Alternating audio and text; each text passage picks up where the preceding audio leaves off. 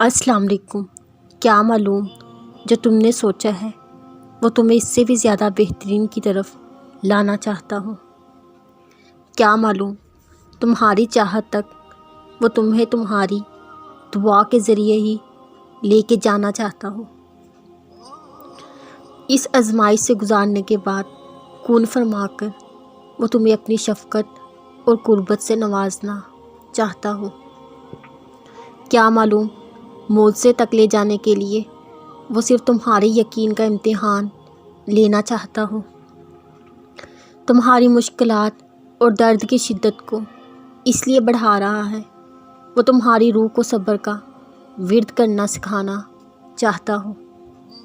تمہارے زخموں پر ٹھنڈا مرہم وہ اپنی محبت سے خود رکھنا چاہتا ہو۔ کیا معلوم لوگوں کے ساتھ اس لیے چھوٹ رہے ہیں وہ تمہیں اپنے در کی طرف رغبت دلانا چاہتا ہو۔ جس راستے پر تم چلنا چاہ رہے ہو وہ کانٹے دار ہو، اللہ تمہیں پھولوں سے بھری راہ سے گزارنا چاہتا ہو۔ جو تمہیں ناممکن لگ رہا وہ اسی کو ممکن بنا کر تمہاری قسمت پلٹنا چاہتا ہو۔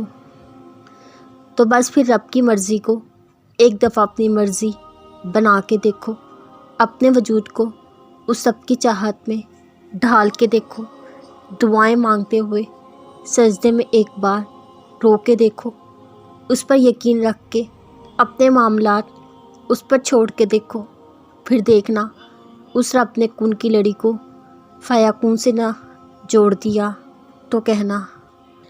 جب اس رب کے در سے لو لگاؤ گے، جیسا گمان کرو گے اسے ویسا پاؤ گے، اس کی محبت کا حق کبھی ادا کر نہ پاؤ گے، اس کی رحمتوں کو بس گنتے ہی جاؤ گے۔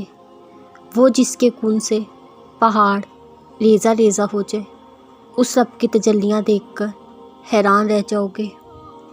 مانگتے جاؤ، بس مانگتے ہی جانا، پھر سب اپنی دعاؤں کی قبولیت کے نظارے دیکھ پاؤ گے۔ اس رب پر پختہ یقین کے سفر میں ایک قدم بڑھاؤ، پھر اندھیرے میں بھی روشنی کی چمک دیکھ پاؤ گے۔ مانگ لو اس سے جو ناممکن کو ممکن بنانے کی مہارت رکھتا ہے، پھر اپنے لیے معجزے کے دروازے کھلتے دیکھ کر دنگ رہ جاؤ گے۔